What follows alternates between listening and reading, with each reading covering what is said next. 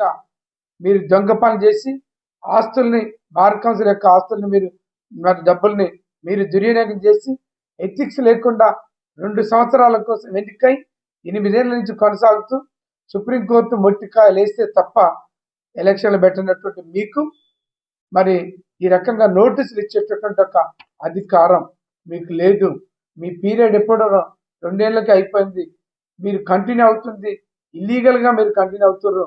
మీరు మరి సస్పెండ్ అయినటువంటి వ్యక్తులు, కోర్టుకు రానటువంటి వ్యక్తులు డిసిప్లినరీ కమిటీలలో ఉండి మీరు అనైతికంగా నోటీసులు ఇస్తున్నారు.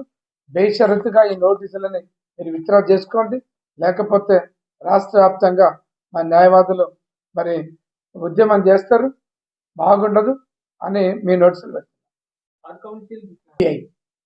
సిబిఐ అతాడు దర్యాప్తు వదిలిపెట్టే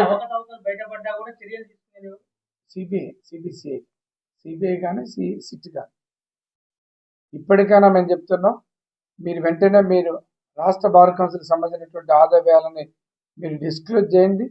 లేకపోతే బార్ కౌన్సిల్ ఎన్నికలు అయిపోయిన తర్వాత ఎవరెవరు ఎన్ని డబ్బులు తిన్నారు, ఎంత దుర్వినియోగం చేసిరు, బార్ కౌన్సిల్ ఎంత దుర్వినియోగం చేసిరు మొత్తం లెక్కలు తీస్తాం, అందరి మీద కంప్లైంట్లు పెడతాం, ఒక్కొక్కరిని ఎవరిని వదిలిపెట్టేది లేదు అని కూడా నేను చెప్తున్నా.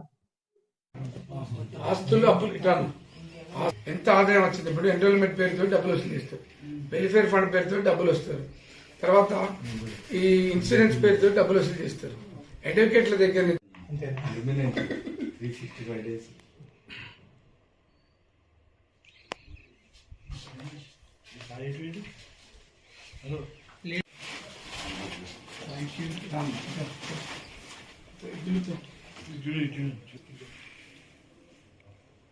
నవ్వండి బాగా ఉన్నాయి, నాకు మంచిగా నవ్వాలంటే కూడా గ్లామర్ ఉండాలి. మీరు నవ్విస్తారు కదా, నువ్వు రావా అంతేనా, మీరు నవ్విస్తారు కదా.